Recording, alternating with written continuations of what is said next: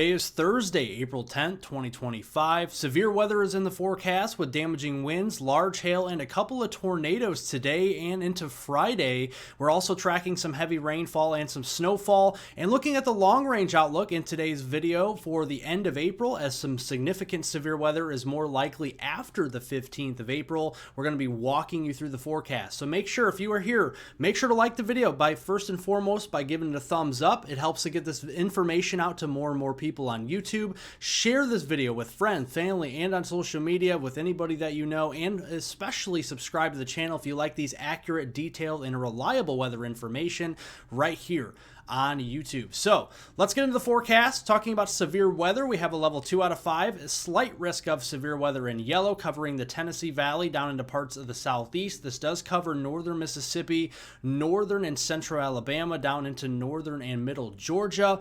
The dark green area surrounding that is a level 1 out of 5. That is a marginal risk of severe weather. So technically a low-end day of severe weather today, but nonetheless, we're still seeing the chance for some 60-mile-per-hour wind gusts, especially in these brown and even yellow shaded colors. We're also seeing the chance for some larger hailstones that could be 1 inch in diameter. Those quarter size hailstones are larger, especially again in the brown and yellow shaded colors. And the tornado threat is not that great today. We're looking at a less than 2% chance of tornadoes, so a very small tornado chance as we go through today.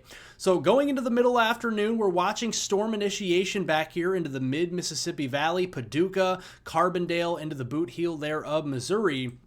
And we're going to watch these storm clusters that will grow upscale. This is 7 o'clock this evening across portions of Tennessee, the Cumberland Plateau, over here into areas of eastern Tennessee, including the Smoky Mountains vicinity, Kentucky, down into Mississippi here, northern Alabama, Georgia, and the western Carolinas. Just a bunch of storm clusters getting to go and produce some severe weather as we get into the early on this evening. And then that will shift down across portions of northern and middle Georgia and South Carolina as we go after dark. This is getting into the 10, 11 o'clock time frame and towards midnight, and leading all the way up here into the daybreak hours on Friday. These storms will be pushing off the southeast coast.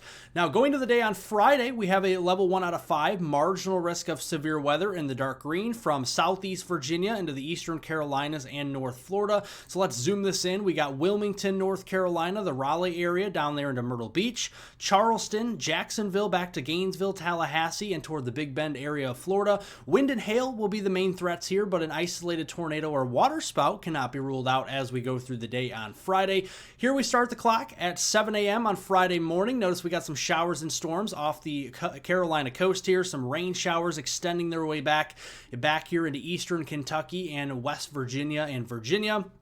As we go through the morning hours, we're going to start to see that move further off to the north. So Maryland, Delaware, southeast Pennsylvania, New Jersey, just mainly seeing rain and a few rumbles of thunder. The severe weather threat will be down here in the eastern Carolinas, as isolated to scattered cells will start to develop during the peak heating of the day. Noon to 6 p.m. is our window for severe weather down here. 60-mile-per-hour winds, quarter-size hail, and an isolated tornado or waterspout cannot be ruled out. Once the sun sets, these storms should weaken in intensity and coverage and move off of the east coast as we go into Friday evening.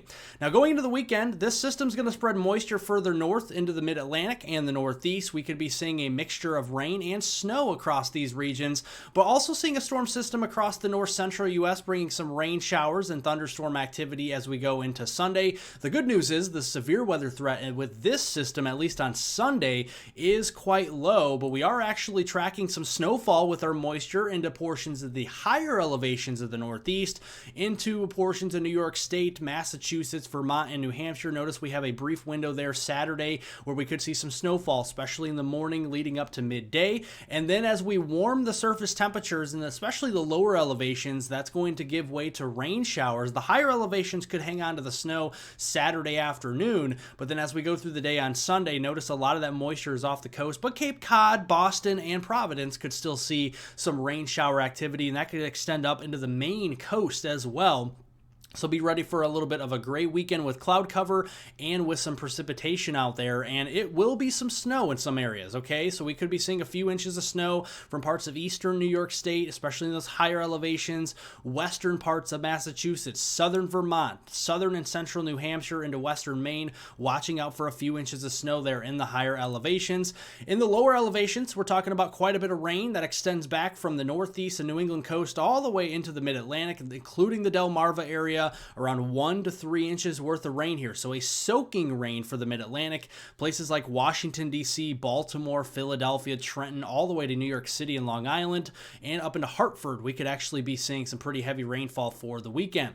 Now, as far as temperatures are concerned for the rest of this week, cooler air in the east, warmer and even record-breaking highs across the west today, and that'll continue as we go into tomorrow with the cooler air east, record-breaking highs and warmer air to the west, and that really continues as we go into the weekend. The only difference for the weekend is the warm air out west is going to start to push a little bit further east here into the Great Plains and into the Midwest, so we're going to see an uptick in our temperatures across these regions in the Great Plains and Midwest, especially once we get to the latter half of the weekend on Sunday, April 13th. And we did note record highs are possible. These areas boxed out here across Phoenix, back there into San Diego and Las Vegas, those areas all the way up into Idaho, could be seeing record highs as we go into this afternoon, the 80s and 90s. Triple-digit heat as we go into Phoenix tomorrow, so be ready for the summertime heat down there. Death Valley included, could be seeing highs up to 108 as we go into Friday, April 11th, and then that starts to pivot a little bit further east. So the Texas Panhandle and West Texas,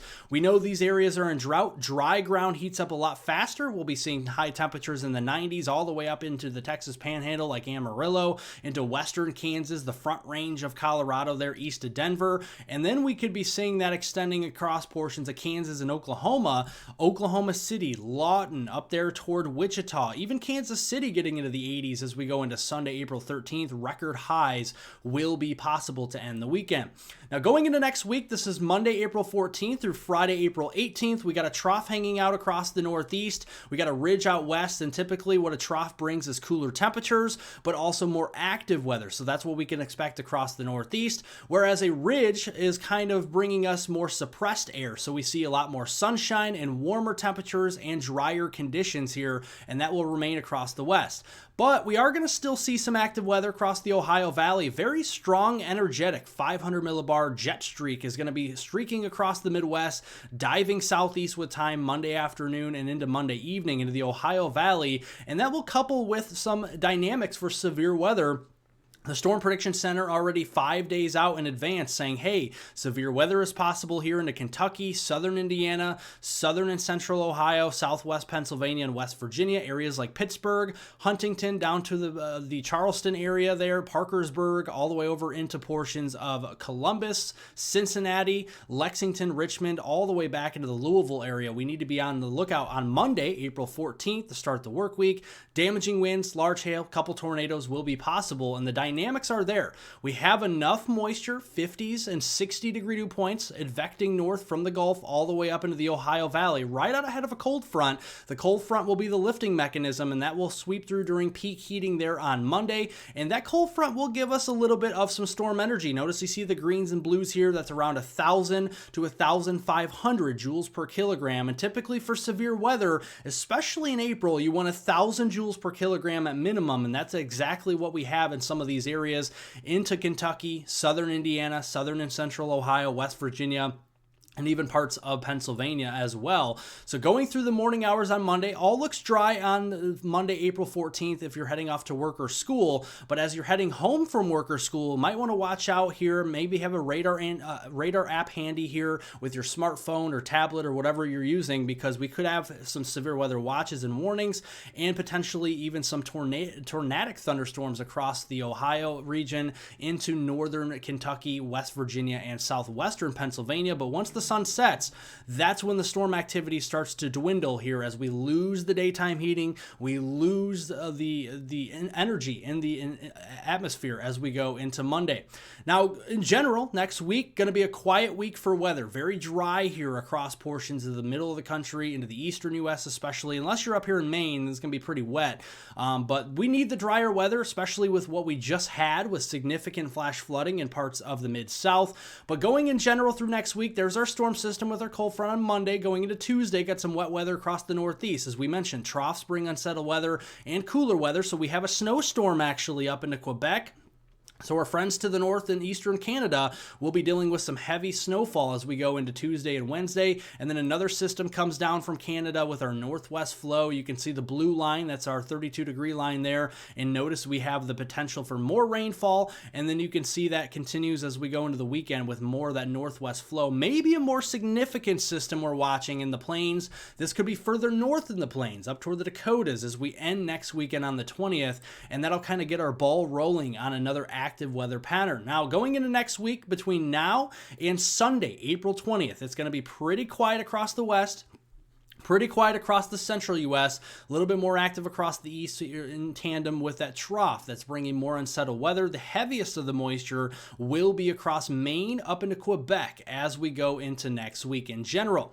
Now, beyond the 20th of April, this is when our pattern does a huge flip again, right? We have a trough in the east that's bringing warmer temperatures, more unstable air, and then we have a trough or a ridge in the east, a trough in the west that's going to be bringing us more unsettled weather and a clash of the air masses right in between. That could set the stage for cooler temperatures out west, warmer temperatures out east, and the potential for some significant severe weather right in between where the clash of the air masses are right there in the Mississippi Valley here. And it could be further north, Wisconsin, Iowa, Illinois. We're watching you, Missouri, Kansas, Oklahoma, Arkansas again.